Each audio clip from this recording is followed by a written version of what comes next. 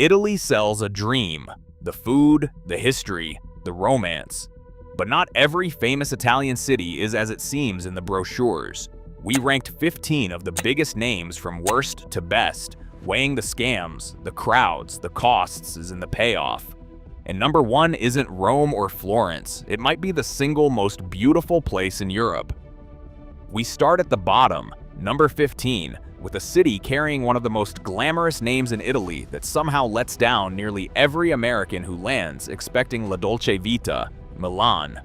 The trouble is that Milan isn't really that Italy at all. It's a global finance capital, closer in spirit to London or Frankfurt than to anything you saw in the movies, just with Italian on the street signs. Come for rolling hills, ancient piazzas, and easy Mediterranean warmth, and the city hits like cold water in the face. It's expensive too, from the moment you arrive. A 3-star room in high season runs past $200 a night, and the 2026 Winter Olympics only shoved prices higher still, thinning your dollar further. Dinner for 2 anywhere decent leaves a dent. The Duomo truly stuns, and the Last Supper ranks among humanity's great artworks, but that fresco has to be booked months ahead or you won't get near it. Around Piazza del Duomo, keep clear of the men who snap a friendship bracelet onto your wrist and then demand 20 euros to take it off. And near the central station after dark, first-timers get blindsided by pickpockets and open drug activity. You can do far better for a first night on Italian soil. If your days in Italy are limited, giving one to Milan is a genuine waste.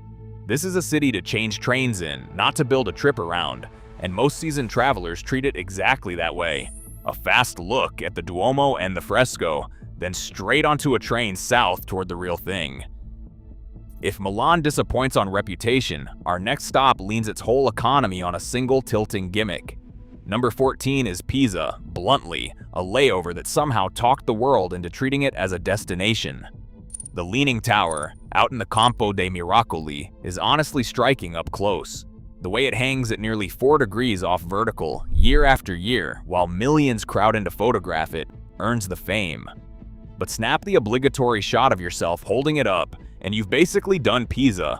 Step past that one square and the streets turn tired and threadbare, the restaurants plainly built for people who will never return, and the souvenir sellers dog you with a persistence that curdles fast. Plastic towers, cheap leather, and pricey gelato are about the whole retail offering beyond the Campo.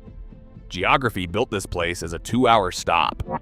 8 minutes by cab from its own airport, an hour by rail from Florence.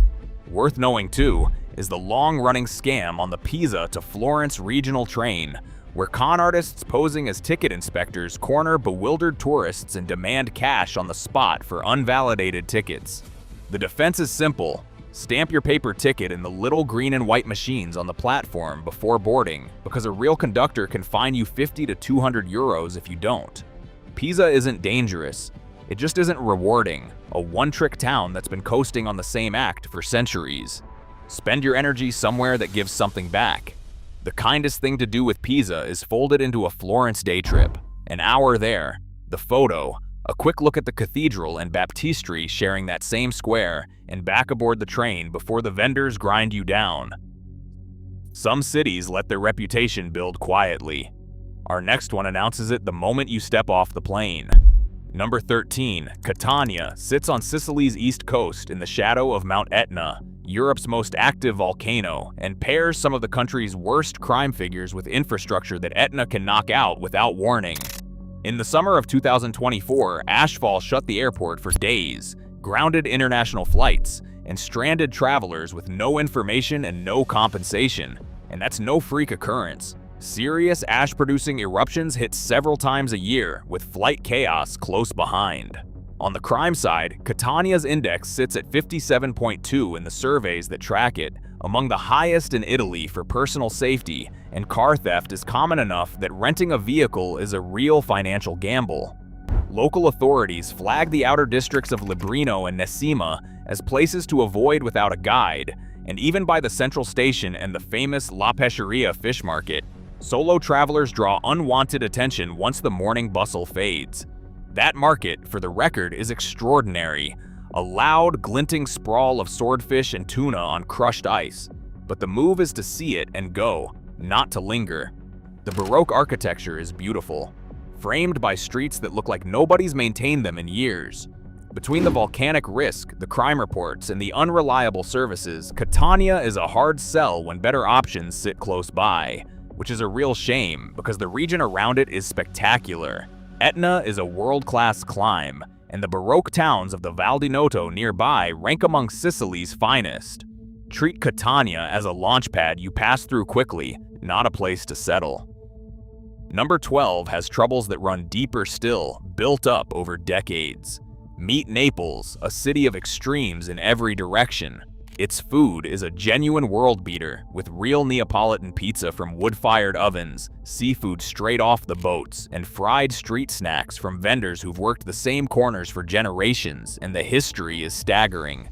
For the typical American arriving here, though, Naples also serves up one of the most draining, and at moments outright unnerving, urban experiences in Europe. The zone around Piazza Garibaldi, hard by the central station, runs relentlessly chaotic after dark, and pickpockets who've refined the craft to something near professional cluster there in ways that catch newcomers flat-footed. Down in the Quartieri Spagnoli past midnight, you can feel badly exposed and a very long way from anyone who might help. Bag snatching off passing motorbikes is what locals call lo scippo, the snatch, and it stays common enough that you keep any shoulder bag on the wall side of you, never the street side. Fraudsters slap convincing out-of-order signs on legitimate cash machines to steer tourists toward rigged private ATMs fitted with skimmers. And the region's public hospitals, by most accounts, run more stretched than those up north. Then there's Vesuvius across the bay, still active, still monitored, still able to rewrite the whole picture faster than anyone's ready for. Naples repays travelers who come prepared. For those expecting a smooth European break, it tends to deliver a jolt no brochure mentioned. And the payoff is genuine. Nowhere in Italy eats better for less, and the historic center hides churches and museums that would headline any other city. Naples simply makes you earn it, and keep your wits about you the whole time you do. Number 11 hits you in waves of beauty and hides its problems just beneath them. Welcome to Palermo, where 8 centuries of overlapping civilizations show up in breathtaking Arab Norman cathedrals, where the street food markets burst with color and racket, and where the energy runs wilder than almost anywhere in Europe.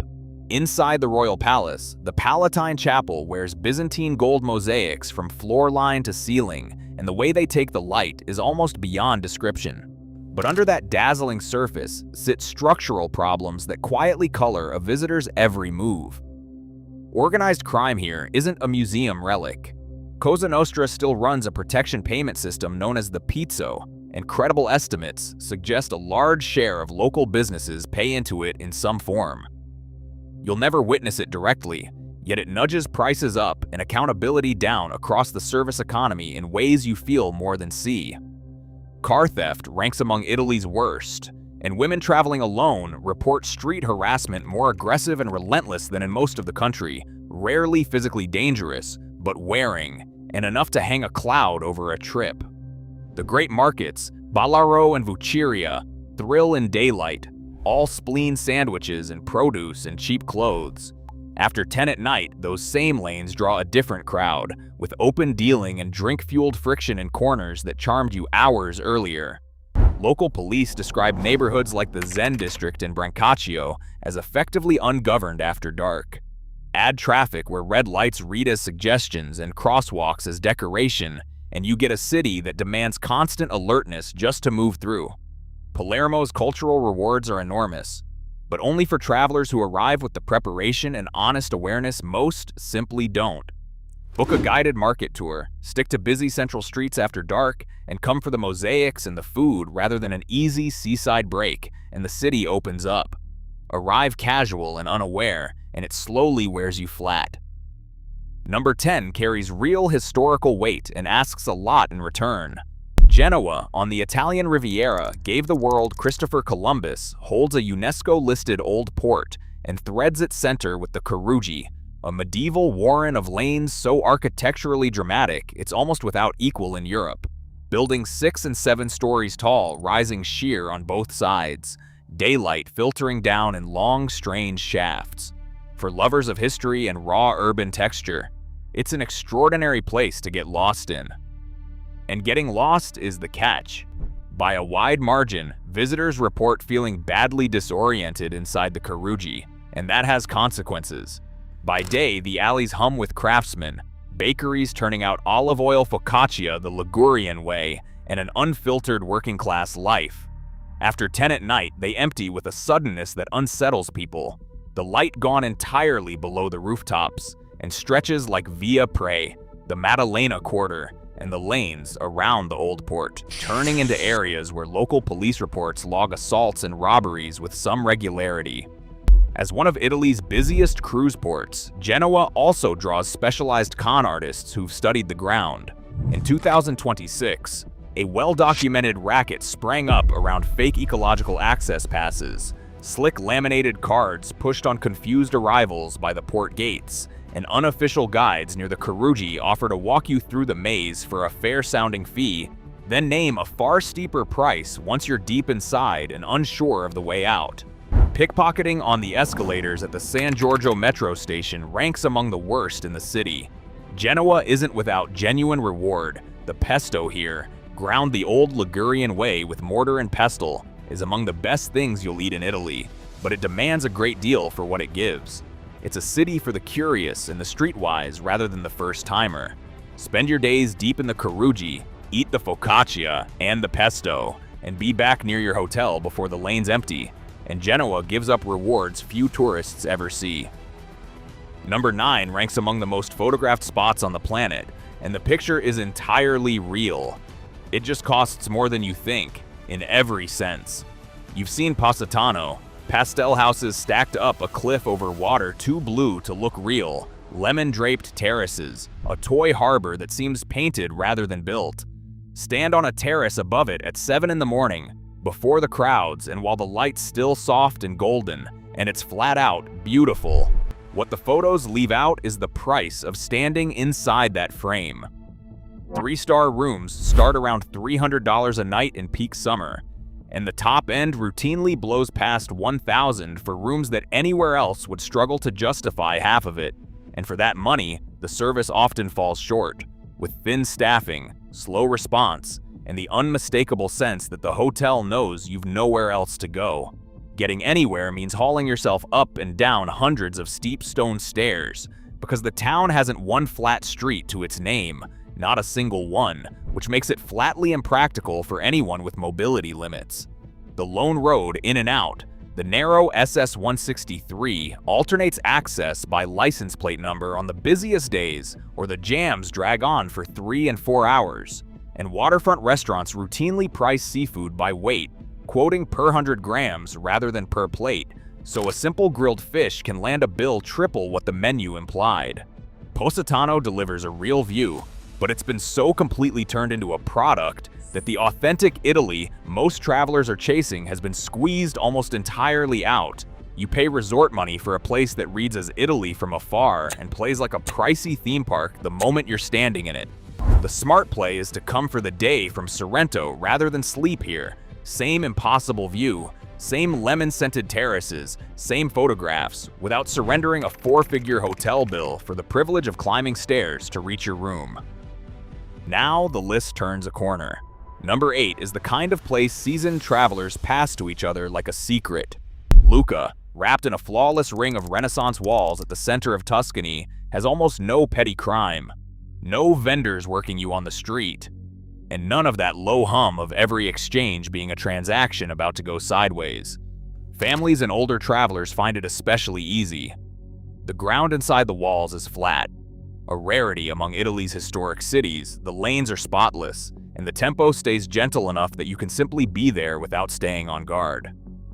The walls themselves are the star, broad enough along their 2.5-mile circuit to walk or cycle, an elevated promenade over the rooftops with views that shift every 100 yards.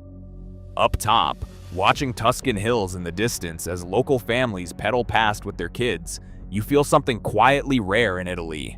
A city that still belongs to the people who live in it rather than the tourists passing through. Inside, the medieval streets stay charming and authentically local, Small independent shops, family restaurants, and neighborhood bars open for 50 years still set the tone. Not the tourism machine.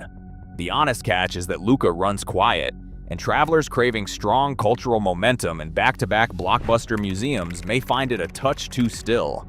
It also sits off the high-speed rail line, so reaching Florence or Rome means slower regional trains and a little more planning, a real drawback if you want a day trip base. But as a place to breathe out after the noise of the southern cities below it, Lucca does the job beautifully. Safe, clean, unhurried, and Tuscan through and through. Rent a bike for a few euros, ride the full loop of the walls, and you'll get the appeal inside 10 minutes. A city that asks nothing of you but to slow down and enjoy being somewhere truly pleasant. Number 7 is a version of Italy that Americans badly underrate, and its capital is Turin. Back in 1861, it served as the first capital of a newly unified Italy, and you feel that weight in its architecture. Broad, arcaded boulevards meant to awe. Precise, elegant squares, plotted with a self-assurance that reads more Parisian than Italian, and a cultural depth well beyond its name recognition abroad. Turin's Egyptian Museum holds one of the world's finest collections of ancient Egyptian artifacts, second only to Cairo's, a fact that stuns people who never imagined such a thing sitting in northern Italy. The Royal Palace complex dazzles, and the food deserves its own chapter. This is the city that gave the world gianduja, the hazelnut cocoa blend that eventually became Nutella, and the slow food movement was born here as a protest in 1989, rooted in the Piedmontese kitchen Turin embodies. The city is walkable, safe through its central districts, and markedly cheaper than the places most Americans build their trips around. A dinner running $60 a head in Florence costs $35 here at equal or better quality. The honest limits are the climate and the setting. The city lies in a low basin encircled by the Alps, and across autumn and winter it can vanish under dense fog and industrial haze for weeks on end, flattening the views and hiding those famous mountains completely. By night, the blocks around Porta Nuova station feel a shade rougher than the graceful boulevards minutes away. Nothing serious by world standards, but worth knowing. And Turin's character is northern and industrial, orderly, reserved, efficient, which can wrong foot anyone expecting Mediterranean warmth. It's excellent, without question, just a particular flavor of excellent that lands with some travelers far more than with others. For anyone who prizes museums, food, and calm over sunshine and spectacle, it may be the best value major city in the country, cultured, uncrowded, and priced as though locals actually have to live there, because they do. Now we reach genuinely remarkable ground. At number 6 sits one of the planet's most famous cities, and the reality of visiting it is far messier than any postcard admits. There is simply nothing that looks like Venice, built across a lagoon, stitched together by hundreds of footbridges, its streets replaced by canals, and its subway by Vaporetto water buses, an architectural miracle with no parallel in human history. Walk it at 6 in the morning, before the day trippers spill out of the trains and the cruise ships unload, and the silence, the water against 500-year-old stone, and the low lagoon light on old plaster stay with you for life. Here's the straight talk the travel industry would rather you found after booking. Venice draws tens of millions of visitors a year against fewer than 50,000 permanent residents on the island, and it has started charging day trippers an entry fee on peak dates, a contested policy that has nonetheless nudged the crowds a little. Sleeping on the island is the priciest lodging in all of Italy.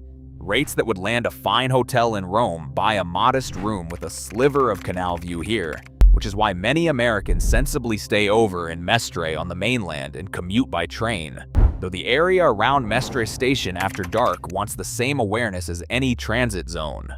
On the island, a single Vaporetto ride runs about €9.50 in 2026, and without a multi-day pass, those costs alone can wreck a daily budget before you've eaten. Organized pickpocket teams work the #1 Vaporetto line, the scenic Grand Canal route, and so the most crowded, and at the Santa Lucia station entrance, unofficial porters grab your bags, haul them up a few steps, then demand €10 to hand them back. Canal-side restaurants tack on cover and service charges the menu doesn't always spell out. Venice rewards those who know exactly what they're walking into. Arrive unprepared and you pay a very steep price in money and in nerves for a city that has seen it all and answers to no one. The move that saves the trip is simple. Come in the shoulder season, sleep at least one night on the island so you have it to yourself at dawn and after dark, and accept the costs as the toll for standing somewhere that exists nowhere else on Earth. Now we're fully into the good stuff, and number 5 sets the standard for what an honest, well-run Italian destination looks like. Sorrento, perched on the cliffs of its peninsula with the Bay of Naples and a distant Vesuvius laid out before it, delivers postcard drama without the chaos, the logistics nightmares, or the financial ambush that defines so much of the coastal South. Sorrento has actually worked out how to welcome foreign visitors without making them feel processed for maximum extraction. The old town streets are clean, the center compact and walkable, and personal safety is excellent by any measure. Its hotels and restaurants offer far better value than nearby Positano, with much less of the hard upselling and buy-weight menu math that turns Amalfi Coast dining into a negotiation every time you sit down. But Sorrento's real edge is what it connects you to. The Circumvesuviana line runs straight to Naples and to Pompeii, a town stopped dead on one morning in 79 AD, which shows you how ordinary Romans really lived better than any museum on Earth, and day trips on it are fast, cheap, and simple. From the port, regular ferries and hydrofoils reach Capri, Positano, and points along the Amalfi Coast, so you can drink in all that cliff scenery without white-knuckling the terrifying coast road yourself. The lemon groves around town have supplied the fruit for local limoncello for generations, and the pride in that feels real rather than staged. Safe, beautiful, well-connected, and refreshingly honest about what it is, Sorrento is the right base for the whole southern coast. Comfortable enough to unwind in at night, connected enough to reach everything by day, and honest enough that you never once feel like a mark. Few places on this coast can claim all three, and the finest entries are still to come. Number 4 stands in a category all its own for sheer cultural weight. Florence is quite literally where the Renaissance began, not as a turn of phrase but as plain fact. The city where a small circle of artists, architects, merchants, and thinkers reset how the West understood beauty, science, and the human body in the 15th century. Michelangelo's David stands in the Accademia here, and seeing it in person stops people mid-stride. Botticelli's Birth of Venus and Primavera hang in the Uffizi, the greatest gathering of Renaissance painting anywhere, in a building Giorgio Vasari designed in the 16th century. Brunelleschi's Cathedral Dome, finished in 1436 without supporting scaffolding using a method he invented for this single job, still rises over the rooftops and ambushes you as you round corners across the city. Nowhere on Earth packs this many irreplaceable masterpieces into so compact and walkable a center. Florence is also, for a city taking in several million visitors a year, remarkably safe. A night stroll along the Arno's stone embankments, a wander through the medieval lanes by the Duomo, sitting in a trattoria in the working-class Oltrarno across the river asks none of the hypervigilance Naples or Palermo demands. Tuscany's regional health service ranks among Italy's best, and the historic Santa Maria Nuova Hospital, minutes on foot from the Duomo, keeps English-speaking staff on hand. There are scams to know, most famously the vendors who spread cheap art prints on the pavement near museum exits, then aggressively demand payment from anyone who steps on one, and the area around Santa Maria Novella Station after midnight wants the usual big station common sense. But those are manageable footnotes, not the story. Book the major sites well ahead, because in peak season that's essential, not optional. The one real discipline Florence asks is planning. Reserve the David, the Uffizi, and the Dome climb well ahead, and the city unfolds effortlessly. Turn up hoping to wing it in July and you'll spend the visit staring at sold-out signs. At its best, Florence is Italy boiled down to its most extraordinary self, delivered through infrastructure that genuinely makes the whole thing work. Number 3 is roughly 25 centuries of unbroken civilization packed into one city that is still fully alive and inhabited in 2026. Rome runs on a scale and a historical depth you cannot absorb in a single visit, and most people who go once spend a good chunk of the rest of their lives plotting the return. The Pantheon, nearly 2,000 years old and still wearing its original roof. The Vatican Museums and the Sistine Chapel. The Roman Forum. The Colosseum. And then, past the marquee names, a whole living city of neighborhoods, local trattoria, Baroque fountains tucked into odd corners, and buried layers of ancient street that surface the longer and deeper you look. On safety, Rome's serious crime rate sits below most large American cities, with a homicide rate around 0.7 per 100,000, far under the US average, and travelers wander Trastevere, Prati, and Testaccio comfortably at night. The city does want awareness in specific, well-documented spots. The metro stops at Termini, Colosseo, and Ottaviano are notorious for thieves, and city bus lines 40 and 64, from the station to the Vatican, have earned a local nickname that translates to something like the Pickpocket Express. In 2026, the city added a €2 entry fee for the immediate piazza around the Trevi Fountain, which has clearly thinned the crush and the theft that came with it, and official Fiumicino airport taxis now run a fixed, non-negotiable government rate of €55 posted on the dashboard, which has killed off the old airport taxi scam. Rome repays the prepared and punishes the careless, but arrive informed and level-headed, and it's about as close to perfect as Italy gets. No city here rewards a return more. The first trip goes to the headline sites, and only on a second or third do you find the quiet neighborhood trattoria, the empty early morning piazzas, and the sense of a place you could spend a lifetime learning. Number 2.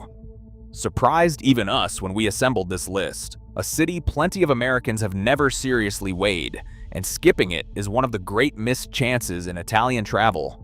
Bologna doesn't carry the global fame of Rome or Florence, and that's exactly the point. Locals know precisely what they've got and seem quietly glad the wider world hasn't fully clued in.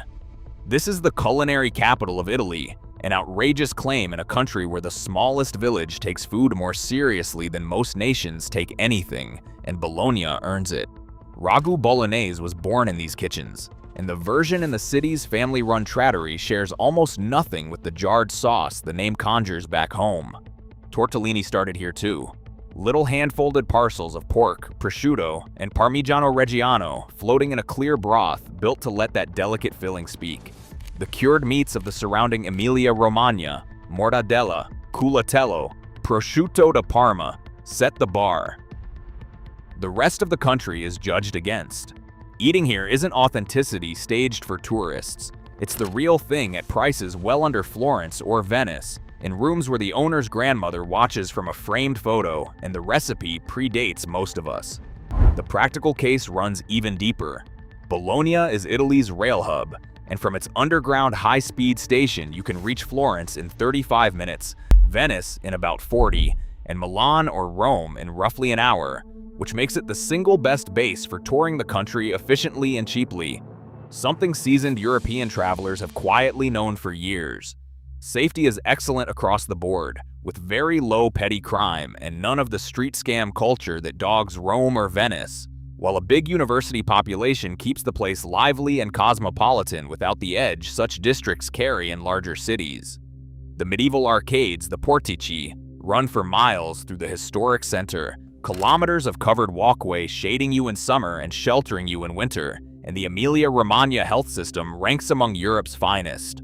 Bologna repays the traveler who does the homework, and it repays them well. The only real danger is liking it so much you never leave for the day trips you came to take, which, given the food, the arcades, and the sheer ease of the place, is about the best problem a traveler to Italy can have. Which leaves number 1, on a wholly different scale of natural beauty, the single choice everyone who worked on this list landed on unanimously, a rarity for us. It's Lake Como. Everything about it seems engineered to make you forget ordinary life. Ringed by the Italian Alps, its water shifting from deep green to brilliant blue with the light, its shoreline dotted with villages so flawless they look painted. This is the Italy of everyone's imagination, and it makes good on that image entirely. Bellagio and Varenna have drawn travelers for centuries, and the grand villas along the shore, among them Via del Balbianello, familiar for more than one famous film, rank with the finest landscape design in Europe. Crossing between villages by ferry, the peaks mirrored on the surface beside you, is the sort of thing travelers relive for years afterward. Practically, Como offers a calm and safety the famous southern stops on this list simply can't match. Crime is genuinely rare, and the summer crowds, real though they are, stay far more bearable than Venice's or the Amalfi coasts. Pricing sits firmly in the luxury bracket. Como has never posed as a budget trip, but here, unlike so many places lower down, the quality actually matches what you pay.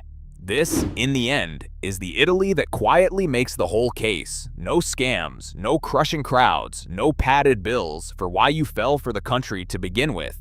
Just water, mountains, and a stillness that stays with you long after the flight home.